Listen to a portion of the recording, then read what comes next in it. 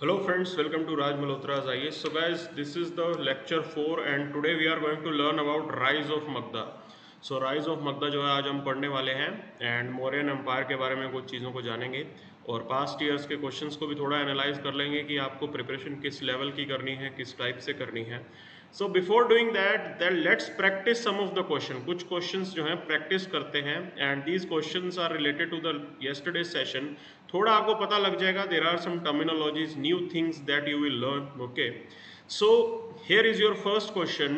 Vedic yajnas are typically performed by four priests of the Vedic priesthood. Okay, तो इसमें थे होतर, अध्वर्यु, उद्गातर और ब्राह्मण. Now these priest use to perform different functions. तो आपको ये बताना है कि इनमें से करेक्ट क्या है. ओके, स्टेटमेंट्स क्या है. तो ये एक्सप्लेनेशन मेंशन्ड है as it is. So Hotri recites the invocation and litanies down from the Rigveda. Udgatri is the superintendent of the entire performance. Brahmin is responsible for building the altar explained in the Yajurved. Adhvaryu chants the introductory, accompanying and benediction hymns. Okay. सो अब आपको बताना है कि इनमें से correct कौन सा. ही अलग अलग प्रकार जो है डिफरेंट टाइप्स के प्रीस्ट होते थे वहाँ पे. सो राइट आंसर आपको इसमें से ढूंढना होगा. So here is the explanation. देखिए ए इसका सही आंसर है. ए मतलब ओनली वन, ये चीज़ जो है करेक्ट है. बाकी जो तीन, सेकेंड, थर्ड, फोर्थ जो आपकी स्टेटमेंट्स हैं दे आर रॉन्ग. ओके, सो अब देख लेते हैं कि इनके क्या क्या फंक्शंस होते थे, तो उसको थोड़ा देखेंगे. So the functions associated with the priest were Adhvaryu is the priest assistant. तो ये जो है अध्वर्यु जो है ये प्रीस्ट के असिस्टेंट होते थे and is in charge of physical details of rituals like measuring the ground को मेजर करना, ऑल्टर को बनाना, फायर ऑल्टर वगैरह को बनाना. ठीक है, अब आगे चलिए.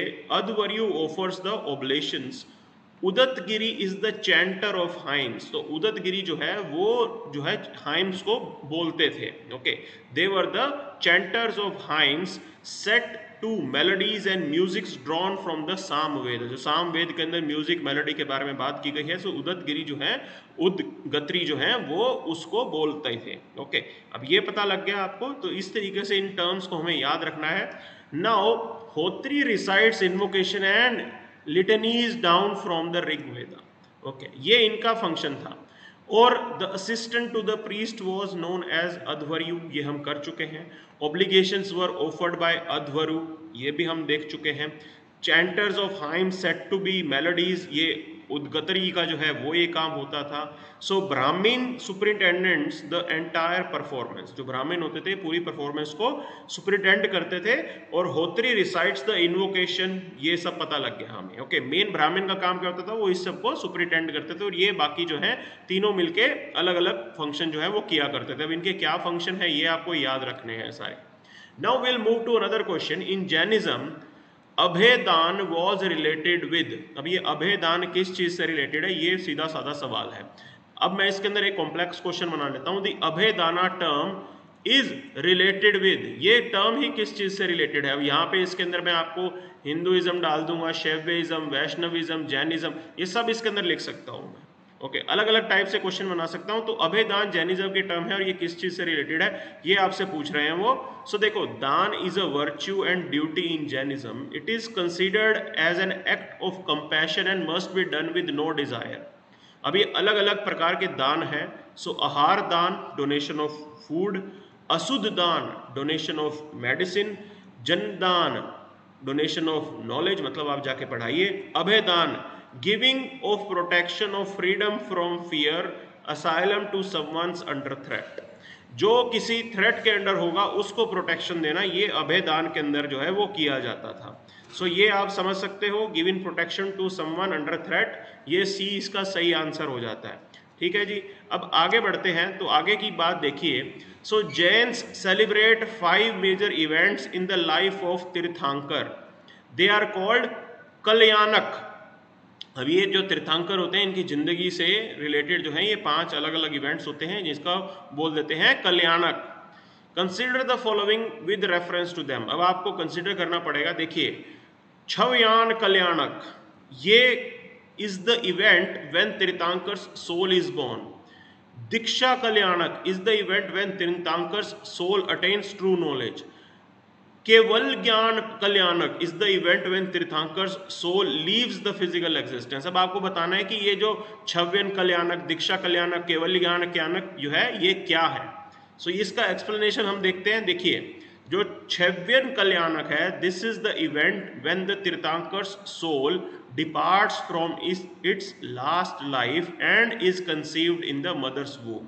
मदर्स वूम के अंदर जब ये जाता है, पुराने जीवन, पुराने शरीर को त्याग के जब नए वूम में जाता है, उसको बोल सकते हैं छयावान कयानक। ओके, सो जजमान कल्याणक की बात करें, this is the event when the Tirthankar's soul is born. Janma Kalyanak है ये। ओके, जन्म कल्याणक मीन जन्म हो रहा है और तीर्थंकर की सोल जो है वो बोर्न हो रही है। दीक्षा कल्याणक, this is the event when the Tirthankar's soul give up all his worldly possession and become a monk। जब वो monk बन जाता है तो उसको बोलते हैं दीक्षा कल्याणक। और केवल ज्ञान कल्याणक की बात करें तो this is the event when Tirthankar's souls destroy the four घाती, जो घाती कर्मास हैं उनको हटा के कंप्लीटली वो नॉलेज की तलाश में निकल जाता है और उसको नॉलेज मिल जाती है। सो उसको एब्सोल्यूट नॉलेज मिल जाती है। यहाँ पे इसको बोलते हैं केवल ज्ञान कल्याणक। तो ये अलग अलग प्रकार के कल्याणक हैं, इसके बारे में आपको ध्यान होना चाहिए। ओके, सो अब हम आगे चलते हैं। So Adi Purana written by Gunabhadra is a work on. अब बताइए किस चीज के ऊपर है ये आदि पुराण। अब आपको एक चीज समझनी है, यहाँ पे याद रखने वाली चीज क्या है। पहली चीज की आदि पुराण जो है वो लिखा किसने था, गुणभद्र जी ने लिखा था। अब दूसरा आप इसका एक्सप्लेनेशन देखिए, it is the 9th century Sanskrit poem composed by Gyan Sena a Digambar monk. Okay, so Digambar monk ने इनको बनाया था, वो ज्ञान सेना नाम था उनका। It deals with the life of Rishabhnath the first tirthankar and other saints. Okay, so ये पूरी कहानी है, मतलब life story of various Jain saints आप बोल सकते हो। बी इसका आंसर हो जाएगा। ओके, सो अब हम आगे चलते हैं। देखिए, consider the following statement about Nalanda. Nalanda university के बारे में आपको अलग अलग स्टेटमेंट दे रखी है, अब बताना है कि कौन सी सही है। Now this place was visited by Buddha and Mahavira. Nalanda was an important center of Pala sculpture. Nalanda was a principal center of Mahayana learning. The Chinese pilgrims Hunsang and Fain studied at Nakanga. Okay, ये सवाल है। अब इसके अंदर correct आपको choose करना है भी क्या है। अब देखिए, नालंदा के बारे में डिटेल्ड है, 4 स्टेटमेंट है और यही इसी टाइप के क्वेश्चन यूपीएससी पूछ रहा है। So, according to the literary tradition, Nalanda is 10 kilometers north of Rajgir and a suburb of the ancient city and was visited by Buddha and Mahavir. दोनों ने ही नालंदा के अंदर विजिट किया था। Ashoka is said to have worshipped at the chaitya.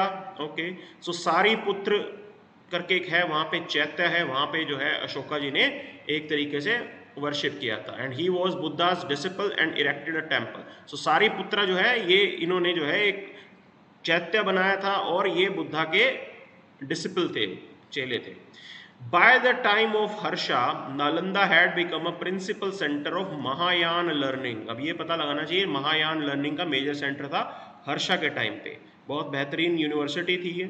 Chinese pilgrim Hyun Tseng and Fain studied at Nalanda and have left account of settlement and its life। पूरी चीज इन्होंने बताई है।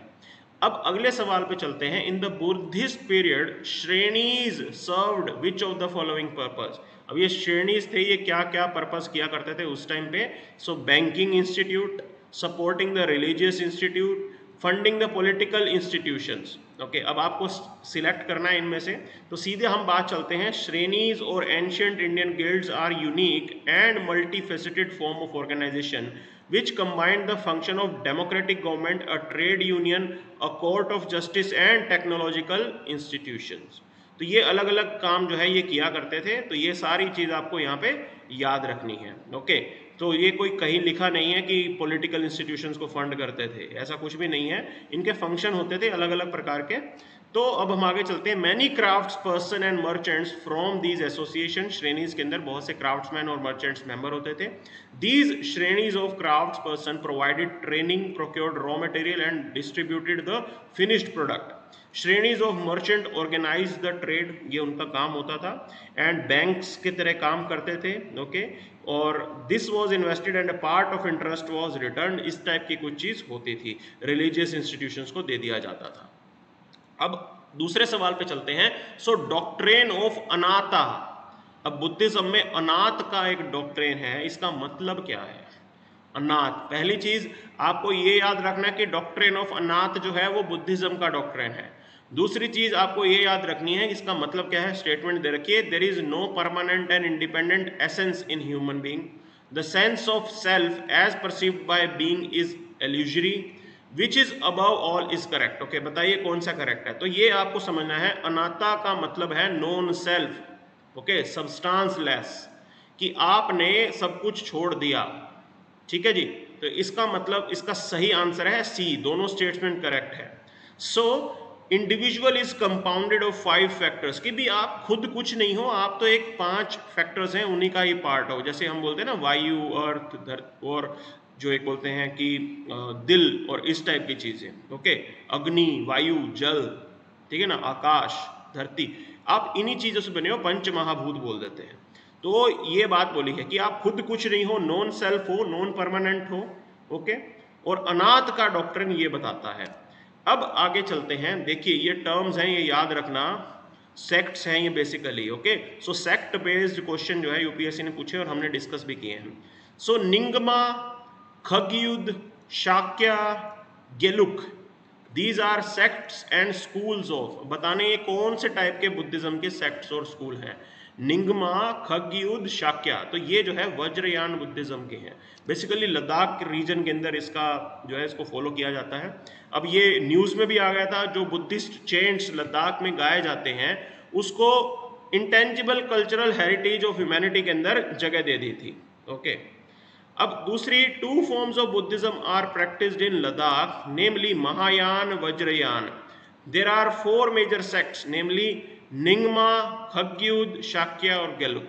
अब ये सारी चीज आपको एज इट इज याद रखनी है, ठीक है, ये सारी इंफॉर्मेशन याद रखनी है। अब हम अगले सवाल पे चलते हैं। देखिए अब जो है मगधा अंपायर शुरू करेंगे, मौर्य अंपायर के बारे में जानकारी जानेंगे, और अब जो है कंटेंट डिलीवरी होगी सिर्फ, ओके। तो सवाल जो है इससे रिलेटेड हम कल डिस्कस करेंगे, कल के सेशन से पहले आप एक बार पढ़ लें इसे। सो प्रीलिम्स 2020 का आप ये क्वेश्चन देखो, ये एक स्टेटमेंट मेंशन्ड है और ये बताना है कि ये किसके बारे में बात कर रहा है। तो ये अशोका के बारे में बात कर रहा था, ठीक है जी।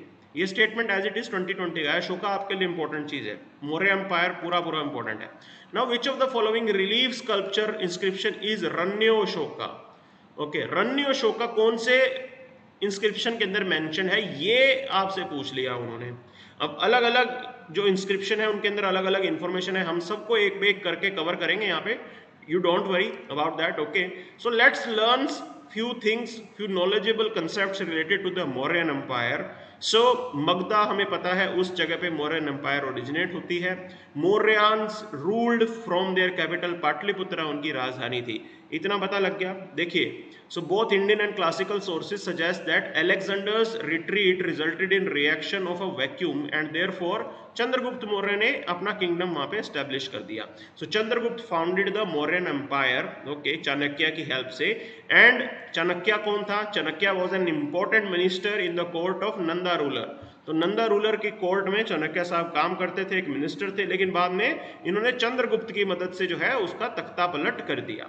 अब मुद्रा राक्षका ऑफ विशाखा दत्ता, ये एक संस्कृत ड्रामा है। It gives an account of prevailing socio economic conditions, कि उस टाइम पे किस टाइप की सोशियो इकोनॉमिक कंडीशंस प्रिवेल करती थी, वो एक्सप्लेनेशन हमें जो है मुद्रा राक्षसा से मिलता है, और विशाखा दत्ता ने इसे लिखा था। अच्छा, अब आपको यहाँ पे जो फैक्ट याद रखने वाली चीज है, देखो ये 4th सेंचुरी में लिखा गया है, ये चंद्रगुप्त मौर्य के टाइम नहीं लिखा गया। सो मैं क्या क्वेश्चन ये बना सकता हूं कि Vishakha Datta is a contemporary of Chandragupta Maurya, ऐसी स्टेटमेंट लिख सकता हूं, और वो गलत हो जाएगी स्टेटमेंट। तो ऐसे कंफ्यूजन क्रिएट करते हैं। विशाखा दत्ता तो 4th सेंचुरी एडी में आ रहे हैं, चंद्रगुप्त मौर्य तो पहले थे, तो ये उस टाइम नहीं थे, बाद में इन्होंने लिख दिया था। ये मुद्रा राक्षका जो है ये एक प्ले लिखा था जिसके बारे में बात की थी कि इसके अंदर चंद्रगुप्त मौर्य के बारे में थोड़ी बात की गई थी। It also mentions of Chandragupta सभा, उसकी सभा की यहाँ पे जानकारी है। फर्दर मौर्यन एम्पायर के बारे में हमें इन बाकी जो चीजें हैं उनसे भी पता लगता है, जैसे राजतरंगिणी ऑफ कल्हाना। ओके, अब ये आपको लिखना है, आपको याद रखना है कि कल्हान किस समय हुए थे। ओके, राजतरंगिणी कल्हान ने जो लिखी वो किस ईयर में लिखी। तो दूसरा है कथा सरित सागर। ओके, सोमदेव जी की है कथा सरित सागर, और ये किस जगह लिखी गई थी, किस टाइम पे लिखी गई थी। फिर आपको एक चीज याद रखनी है, उनका क्रोनोलॉजिकल ऑर्डर। ओके, तो ये आपका होमवर्क है। क्रोनोलॉजिकल ऑर्डर आप याद रखना, अपने पास रख लेना। Chronological order based question UPSC ने पूछे हैं। तो ये विशाखा दत्ता तो 4th सेंचुरी में आ गई, कल्हान ने कब लिख ली, और कथा सती सागर जो है वो सोमदेव ने कब लिखी, वो सब आपको मालूम होना चाहिए। अगली है बृहत कथा मंजरी ऑफ शेमंद्र। ओके, बृहत कथा मंजरी, अब ये भी लिखी गई है, किस समय लिखी गई है ये आपको पता होना चाहिए। पूरा मौर्यन एम्पायर के बारे में बता रही हैं ये चीजें। तो ये अलग अलग चीजें हैं, अलग अलग फैक्टर से घुमा फिरा के क्वेश्चन बनाए जा सकते हैं। फर्दर इफ यू सी, अर्थशास्त्र जो है लिखा गया था, कॉम्प्रिहेंसिव चीजें थी, स्टेट ग्राफ्ट के बारे में बताता है, पब्लिक एडमिनिस्ट्रेशन के बारे में बताता है। अब इसको डिवाइड किया गया है 50 अधिकारानाज में और 180 प्रकरण में। ओके, अब ये आपको याद रखना जरूरी नहीं है, यूपीएससी ऐसे नहीं पूछेगा कि कितने अधिकारण थे और कितने प्रकरण थे, लेकिन फिर भी अगर स्टेट सर्विसेज के लिए आप प्रिपेयर कर रहे हो तो 15 अधिकरण और 180 प्रकरण के अंदर डिवाइड किया गया है। Now you need to understand these facts are important, ये तो इंफॉर्मेशन इंपॉर्टेंट है। देखो, अशोका वंदना and Divyavadana contain information about Bindusara. Okay, and Ashoka's expedition to Taxila to suppress a rebellion about his conversion to Buddhism and about his conversion to Buddhism। ये सारी बातें जो है अशोका वंदना और दिव्य वंदना से पता लगती हैं। ये भी बुद्धिस्ट टेक्स्ट हैं, ये बुद्धिस्ट टेक्स्ट हैं, और ये बिंदुसार के बारे में बता रहे हैं, अशोका के तक्षशिला के अंदर जो एक्सपीडिशन था उसके बारे में बता रहे हैं, और वो बुद्धिज्म में कैसे कन्वर्ट हुए उसके बारे में बता रहे हैं। अब अलग और टेक्स्ट हैं, दीपावमसा और महावमसा, ये श्रीलंकन क्रॉनिकल्स हैं। ओके, दीपावमसा और महावमसा, ये भी डिटेल डिस्कशन दे रहे हैं अशोका के बारे में। अब इनके ऊपर भी एक कमेंट्री है जिसको बोलते हैं a commentary on Mahavamsa, known as Mahavamsatika. Okay, और वमसत पकासनी, ये दो टर्म हैं, ये बेसिकली महावमसा के ऊपर भी कमेंट्री हैं, और ये 10th सेंचुरी के अंदर लिखी गई थी। अब इसके अलावा आप देखिए जैन वर्क स्थाविरवली चरिता और परिश तपवरण। ओके, स्थाविरवली चरिता और परिश तपरवन ऑफ हेमचंद्र, अब ये दोनों जो है हेमचंद्र जी ने लिखी थी। They also provide information about the Chandragupta Mauryan empire. Okay, and further बाद में चंद्रगुप्त मौर्य जो है वो कन्वर्ट हो गए थे, वो जैन बन गए थे। तो ये इंफॉर्मेशन आपको पता लगती है, कौन सी चीज किसने लिखी है वो जानकारी होनी चाहिए। सो ये चीजें हम ध्यान रखेंगे। अब चंद्रगुप्त मौर्य के बारे में कुछ बातें जानेंगे। देखिए, Chandragupta at the young age of 25 इन्होंने जो है डीथ्रोन किया था, किसको, धनानंदा को। नंदा रूलर कौन सा था, धनानंदा, इसको डीथ्रोन किया। ओके, कौटिल्य जिसको विष्णुगुप्ता भी बोलते थे, कौटिल्य को चाणक्य और विष्णुगुप्ता के नाम से जाना जाता है। ओके, ये पता लग गया आपको। नाउ ये सारी बातें विशाखा दत्ता के उस मुद्रा राक्षका में लिखी गई हैं। So in 305 BC Chandragupta again move towards a north west for a campaign against Seleucus Nicator के अगेंस्ट इन्होंने कैंपेन लॉन्च की। बाद में डील फाइनल हुई, Chandragupta gave 500 elephant to Seleucus, और सेल्यूकस ने ईस्टर्न अफगानिस्तान का रीजन इनको दे दिया था। इसके अलावा Seleucus sent an ambassador known as Megasthenes, जो यहाँ पे भेजा गया, जिनकी किताब बड़ी फेमस है, इंडिया के बारे में बहुत कुछ पता लगता है उनकी किताब के बारे में। देखो, मुझे किताब का नाम पता है, लेकिन मैं चाहता हूँ आप इसको सर्च करो। ओके, और आंसर जो है नीचे लिखो कमेंट सेक्शन में। फिर जो है Girnar record refers to Chandragupta viceroy और गवर्नर पुष्यगुप्ता। अब ये जो है ब्रदर इन लॉ थे चंद्रगुप्त के, और इनको गवर्नर की पोस्ट दे रखी थी इन्होंने। और गिरनार इंस्क्रिप्शन जो है पुष्यगुप्ता के बारे में बात करता है, और ये भी बताता है कि इन्होंने सुदर्शन लेक बनाई थी। ओके, और पुष्यगुप्ता के पास एक टाइटल था जिसको बोलते हैं सीमंत राज। अब दूसरी चीज बात करते हैं, आगे देखिए। सोहागुरा कॉपर प्लेट इंस्क्रिप्शन। अब सोहागुरा कॉपर प्लेट इंस्क्रिप्शन और महास्थान इंस्क्रिप्शन, ओके, ये किसके बात करता है? Deals with the relief measures to be adopted during the famine. These inscriptions were probably issued during the range of Chandragupta Maurya. अब ये कहा जाता था कि ये सोहागुरा इंस्क्रिप्शन और महास्थान इंस्क्रिप्शन जो है ये रिलीफ मेजर्स क्या देने हैं जब अकाल पड़ता है, मौर्यन टाइम पे जब चीजें की जाती थी उसके बारे में आपको जानकारी दे रहा है. Chandragupta went to south India with Bhadrabahu, Jain saint थे. At Shravanabelagola he spent rest of his life. Okay, और बाद में उनकी मृत्यु हुई बाय अ स्लो स्टारवेशन, जिसको सलेखन बोलते हैं. ये जैन सिस्टम होता है जिसके अंदर आप खाना छोड़ देते हो एंड ग्रेजुअली यू डाई, और ये जो है सलेखन इन्होंने प्रैक्टिस किया था और श्रवणबेलागोला के अंदर उन्होंने अपनी लाइफ स्पेंड की थी. फर्दर आप ये देखिए बिंदुसार की बात करें. So Chandragupta Maurya was succeeded by his son Bindusar. In a Chinese text he is mentioned as Bindupal, और ग्रीक टेक्स्ट में इनका नाम कहा जाता है अमित्रोगेटस. ओके, तो मैं क्या ये सवाल बना सकता हूं कि किस मौर्यन किंग को अमित्रोगेटस कहा जाता था? ठीक है ना, अब वो बिंदुसार के लिए प्रयोग हो रहा है. Now, according to Taranath, the Tibetan Buddhist monk who visited India in 16th century, Bindusara conquered 16 states. Okay, अब ये तारानाथ जी तो इतना बड़ा डिटेल दे रहे हैं. Bindusara appointed his eldest son Suman और Susima as viceroy of Taxila and Ashoka at Ujjain. Okay, अब ये उनके बेटे थे, बेटे बेटियां थे, और उनको अलग अलग जगहों पे उन्होंने वॉइसरॉय जो है वो बनाया. अब आप आगे देखिए, द दिव्य वंदना और Ashokavadana tells the story of revolt in Taxila, की तक्षशिला के अंदर रिवोल्ट हो गया था during the time of Susima. Okay, फिर Bindusara deputed the Ashoka to restore the order. अब सुसीमा वहां पे राजा बनाया गया, उसके टाइम पे तक्षशिला के अंदर रिवोल्ट हो गया, और दिव्य वंदना और अशोका वंदना में हमें पता लगता है कि बिंदुसार ने अशोका को वहां पे बिठा दिया और अशोका को बोला कि आप मैनेज करो इसको. ठीक है ना. Bindusara has contact with Antiochus the Seleucid king of Syria, whose ambassador Deimachus was said to have been at his court. अब बिंदुसार की कोर्ट में डेमकस जो है वो एक एम्बेसडर था. अब पुराने वाला कौन था? चंद्रगुप्त की कोर्ट में मेगस्थनिस एक एम्बेसडर था, वो दूसरे राजा ने भेजा था. ये सेल्यूसिड किंग एंटिकस जो है उन्होंने भेजा था, डेमकस नाम था इसका.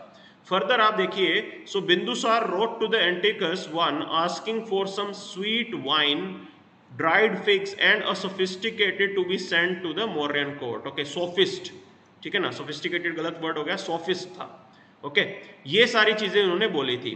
Now Pliny mentioned that Ptolemy Philadelphus of Egypt sent Dionysus as his ambassador. अब ये एक अलग एम्बेसडर आ गए बिंदुसार की कोर्ट में, डायनासस, जो कि इजिप्शियन एम्पायर से आ रहे थे. पोटलमी फिलाडेल्फस ऑफ इजिप्ट, उन्होंने अपना एक एम्बेसडर भेजा जिसका नाम था डायनासस. ओके, वो आके एम्बेसडर बने बिंदुसार की कोर्ट में. नाउ एक और फैक्ट है कि Bindusara was a believer of Ajivika sect founded in 6th century BC by Makkhali Gosala. Okay, Makkhali Gosala ने आजीविका सेक्ट बनाया था, and this was part of the Shramana movement. ये श्रमण मूवमेंट का पार्ट था आजीविका सेक्ट. ओके, अब ये पता लग गया आपको. अब हम अशोका के बारे में जानेंगे. Now he succeeded his father Bindusara but seems to have fought a battle of succession. अपने भाइयों को मारा था इन्होंने. सो according to Divyavadana, Ashoka was sent to quell rebellion at Taxila. Divyavadana से हमें पता लगता है कि तक्षशिला के अंदर रिबेलियन हुआ था. वहां पे जो है इन्होंने रिबेल को क्वेल कर दिया था, ठंडा कर दिया था लोगों को. अब बात करते हैं, Ashoka reduce the land revenue system of Lumbini village to 1/8 of produce. 3 different phases of life हैं अशोका के. वर कामाशोका, चंडाशोका, धम्माशोका. सो अशोकास धम्मा की बात करें, जो Dhamma according to Ashoka edict is not a religion but a moral law, a common code of conduct, वो धम्मा होता है. In pillar edict 2, Ashoka himself puts the question what is Dhamma and then he enumerates the basic attributes what is Dhamma. पूरी चीज इन्होंने अशोका ने खुद बताई है. So Ashoka's Dhamma was completely cosmopolitan, capable of universal application, acceptance at the essence of all religion. Ashoka wanted conquest through Dhamma instead of war.